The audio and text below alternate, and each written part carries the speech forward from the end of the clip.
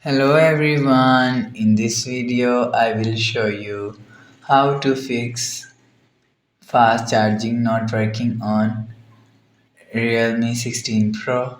Let's start the video. First of all, if you want to fix this problem, so restart device, just click and hold power button and restart device from here.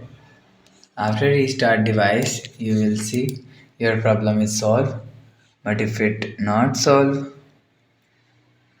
enable fast charging, click on Settings app. Now in Setting, scroll down and click on Battery. After click on Battery Health and turn on Fast Charging button. After turn on Fast Charging button, go back to home screen and you will check your problem is solved.